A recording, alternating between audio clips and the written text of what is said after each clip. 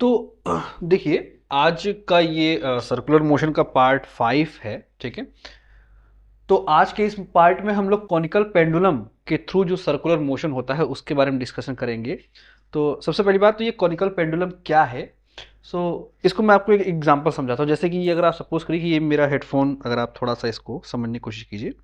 तो जैसे कि सपोज करिए कि ये इतना हिस्सा अगर मैं छुपा भी लूँ, ये इतना पार्ट, तो देखिए सपोज कीजिए कि कोई एक वायर है, ठीक है ना।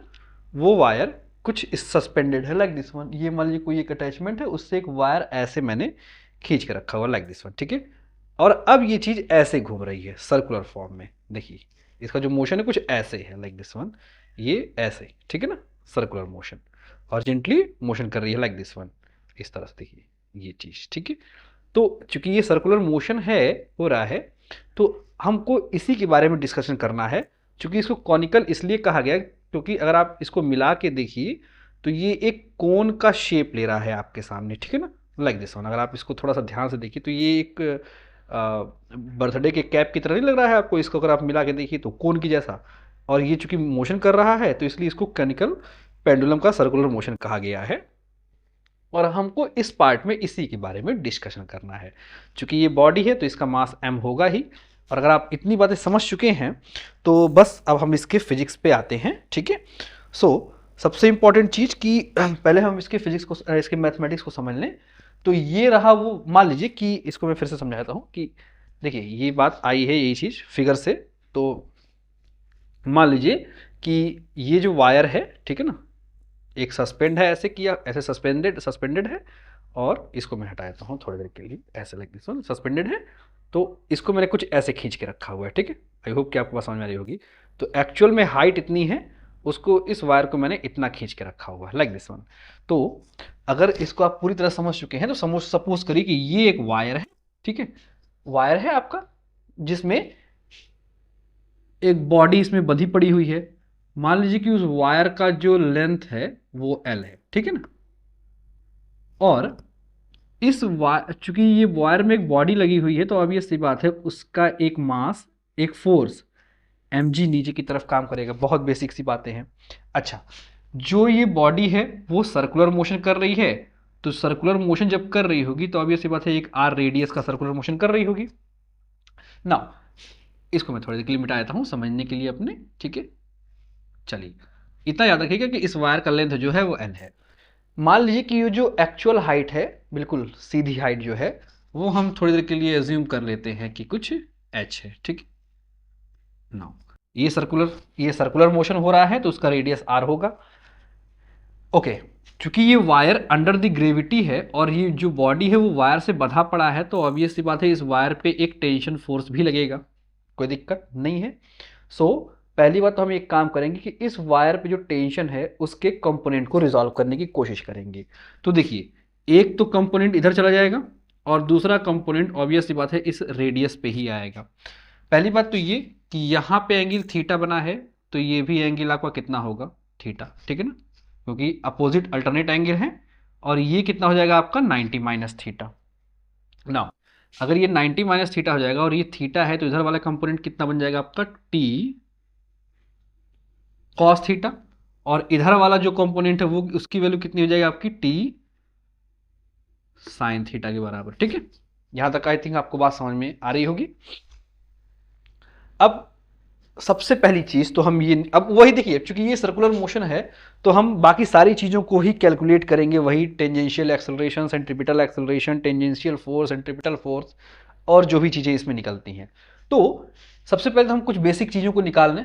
देखिए, चूंकि यहाँ पे आपको एक राइट एंगल ट्राइंगल दिख रहा होगा, ये 90 डिग्री बन रहा है आपका, कोई डाउट ही नहीं है इसमें। तो अगर 90 डिग्री बन रहा है तो सबसे पहले हम साइन, कॉस और टेन की वैल्यू निकाल लेते हैं। तो आप मुझे बताइए कि साइन थीटा कितना हो जाएगा। साइन थीटा हो जाएगा, देखिए थीटा यहाँ पे है तो थीटा की वैल्यू अगर वहां है तो उसके बिहार पे हम क्या कह सकते हैं कि साइन थीटा जो क्या होता है, परपेंडिकुलर अपॉन हाइपोटेनियस। तो देखिए थीटा यहाँ है तो थीटा के सामने वाला ये परपेंडिकुलर है, तो ये हो गया परपेंडिकुलर अपॉन हाइपोटेनियस क्या है, तो 90 के सामने वाला हाइपोटेनियस यानी कि वो क्या है, एल है आपका, तो ये हो गया आर बाई एल, ठीक है। दूसरी चीज कॉस थीटा कितना हो जाएगा आपका, ना कॉस थीटा हम निकाल सकते हैं, तो कॉस थीटा क्या होता है, बेस अपॉन हाइपोटेनियस। थीटा के नीचे जो होता है वो बेस है और हाइपोटेनियस तो वह है ही, तो cos theta is equal to हो गया आपका एच अपॉन एल के बराबर। ये दो बातें बहुत बेसिक सी। चलिए नाउ इसके बाद हम कैलकुलेट करेंगे सबसे पहले तो कुछ बेसिक फिजिक्स। सबसे पहले तो आप ये बताइए मुझे कि मैंने पिछली बार मैं बताया था कि रेडियस ऑफ कर्वेचर जब निकालते थे तो एक्स एक्सिस के अलॉन्ग जो फोर्स होता था आपका वो एक्चुअली में कुछ और नहीं, सेंट्रीपिटल फोर्स होता था। तो देखिए रेडियस के अलॉन्ग ही हम खींचते थे एक्स एक्सिस, तो ये रहा रेडियस के अलॉन्ग एक्स एक्सिस, और एक्स एक्सिस के अलॉन्ग जितने भी फोर्स होते थे वो आपका सेंट्रीपिटल फोर्स था। यानी कि समेशन ओवर एफ एक्स जो था वो एक्चुअली में किसके बराबर था, एफ सी के। और उसकी वैल्यू कितनी है अगर आप ध्यान से देखिए तो इस एक्सिस पे केवल एक ही फोर्स है, टी साइन थीटा। तो ये हो जाएगा आपका टी साइन थीटा के बराबर। ठीक है, बेसिक सा बात और करते हैं। सबसे पहले तो थोड़ा सा अगर मैं लॉज ऑफ मोशन के बारे में बात करूँ, देखिए इस बॉडी पे एक नीचे फोर्स लग रहा है, एक ऊपर फोर्स लग रहा है, और दोनों एक दूसरे के अपोजिट है। इसका मतलब ये दोनों के दोनों फोर्स आपस में बराबर भी होंगे। तो सबसे पहली बात जो होगा वो है आपका M G is equal to T cos theta के बराबर होगा। ठीक है, और दूसरी चीज कि ये जो टी साइन थीटा है वो किसके बराबर आपने लिखा है, F C sine F C के बराबर। तो कह सकते हैं कि देखिए सॉरी यहाँ पे टी है, तो ये कह सकते हैं कि टी साइन थीटा जो है वो चूंकि एफ सी के बराबर है, और एफ सी क्या होता है आपका M V square upon R के बराबर होता है। ठीक है, तो यहाँ से हम चाहे तो इसको इक्वेशन नंबर 1 कहिए, इसको इक्वेशन नंबर 2 कहिए। अगर आप इक्वेशन 2 को इक्वेशन 1 से डिवाइड कीजिए, 2 डिवाइडेड बाई 1। ठीक है, तो देखिए ये मिल जाएगा आपका sine theta upon cos theta, यानी टी से टी खत्म हो जाएगा, तो आपको मिलेगा sorry tan theta is equal to, ठीक है, यहाँ क्या मिल जाएगा आपको, देखिए M V square upon R into 1/mg। ये एम से एम खत्म, तो आपको क्या मिलेगा, tan theta is equal to V square upon R G. ठीक है, ये आप थीटा की वैल्यू यहाँ से निकाल सकते हैं। थीटा कितना हो जाएगा आपका यहाँ से, तो हो जाएगा आपका tan inverse V square upon R G. ठीक है, ये आपका एंगल निकल जाएगा।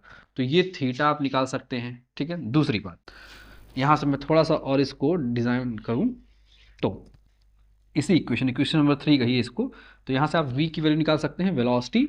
तो V square is equal to क्या मिल जाएगा आपको, देखिए आर जी टेन थीटा।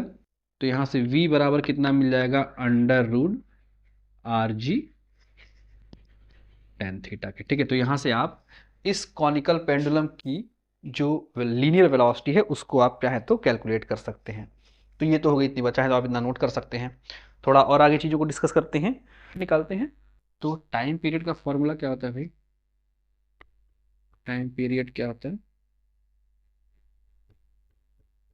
देखिए टाइम जो होता है total distance covered by body. तो देखिए चूंकि सर्कुलर ऑर्बिट में घूम रहा है तो टोटल डिस्टेंस कितना होगा आपका, 2 पाई आर। और कितना फॉर्मूला क्या होता है, speed is equal to distance upon time, यानी कि टाइम इज इक्वल टू कितना हो जाएगा, डिस्टेंस अपॉन स्पीड। तो time is equal to distance हो गया 2 पाई आर, और स्पीड कितनी थी v, तो हम इसमें v रख देते हैं। ठीक है, सिंपल सी बात है। नाउ अगर हम तो आपने v की जब वैल्यू स्टार्टिंग में निकाली थी तो क्या थी आपकी, देखिए ठीक हो जाएगा आपका 2 pi R under root upon under root R G ten theta. ठीक है ना, तो आप चाहें तो v की जगह रख सकते हैं are G tan theta. Now solve करिए, देखिए इसको मैं लिख सकता हूँ ऐसे, थोड़ा समझने की कोशिश कीजिएगा। यहाँ से कह सकते हैं कि देखो इसको 2 पाई को एज इट इज रहने दें, और हम चाहें तो इस आर को अंडर रूट के अंदर ले लें, तो कुछ हमको ऐसे मिल जाएगा। देखिए ये आर जो है रूट के अंदर का, तो आर स्क्वायर हो जाएगा upon R G tan theta हो जाएगा। कोई समझते हैं, ये आर इस आर को कैंसिल कर देगा, बचेगा क्या हमारे पास, 2 पाई अंडर रूट, देखिए R upon G ten theta, ठीक है। कोई समस्या तो है नहीं यहाँ पर। चलिए, तो अगर इतना हो ही गया है तो हम सिंपली, अगर अगर सिंपल फिजिक्स का यूज करें, मतलब वो जो है सिंपल ट्रिग्नोमेट्री होती है, तो टेन थीटा की वैल्यू कितनी होती है भाई? Tan theta is equal to क्या होता है इस राइट एंगल ट्राइंगल में? तो टेन थीटा होता है perpendicular upon hypotenuse, perpendicular upon base. तो थीटा यहाँ है, तो थीटा के सामने वाला परपेंडिकुलर अपॉन बेस क्या बन जाएगा? एच। ठीक है, आप इस वैल्यू को रख सकते हैं यहाँ पे। सो आप कह सकते हैं कि time period is equal to कितना हो जाएगा? देखिए, 2 पाई तो है ही, अंडर रूट आर, देखिए आर अपॉन जी, और टेन थीटा की जगह हम लिख सकते हैं R upon H into R upon H. ठीक है, ये आर से आर कैंसिल हो जाएगा, तो और क्या होगा आपका? एच जो है वो ऊपर चला जाएगा। सो फर्दर आप इसको सॉल्व करिए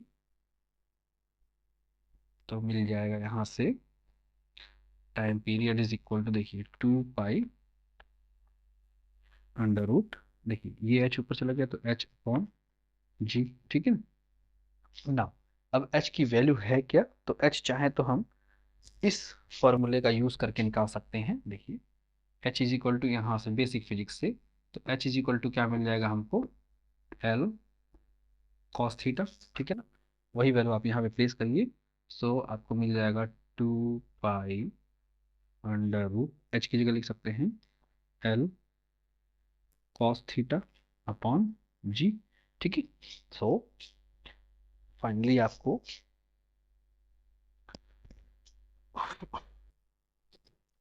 टाइम पीरियड का स्टैंडर्ड रिजल्ट मिल जाएगा। टाइम पीरियड के लिए कितना मिल जाएगा? 2 pi under root L upon G into cos. ठीक, तो ये आपका स्टैंडर्ड रिजल्ट है। तो अगर आप देखिए, अगर मैं ये कहूँ कि थीटा टेंड्स टू जीरो, यानी कि ये एंगल अगर बहुत कम हो, ठीक है ना, बहुत छोटा हो, अगर थीटा जो है टेंड कर रहा है 0 डिग्री की तरफ, ठीक है ना, तो उस केस में हम क्या कह सकते हैं कि जो कॉस थीटा होगा वो किस में कन्वर्ट हो जाएगा? आपका cos 0 डिग्री। और cos 0 की वैल्यू कितनी होती है भाई? 1 होती है।